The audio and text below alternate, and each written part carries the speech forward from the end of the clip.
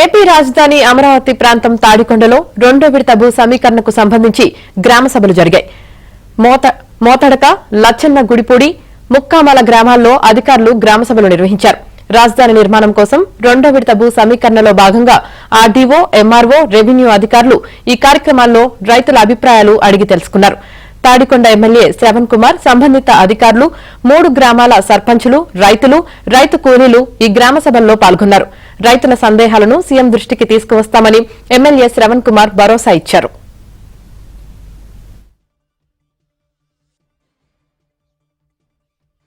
భాగంగా RDO, MRO, revenue అధికారులు ఈ కార్యక్రమాల్లో రైతుల అభిప్రాయాలు అడిగి తెలుసుకున్నారు.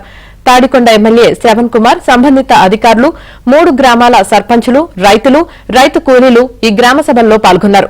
రైతుల సందేహాలను సీఎం దృష్టికి తీసుకువస్తామని ఎమ్మెల్యే శ్రవణ్ కుమార్ భరోసా ఇచ్చారు.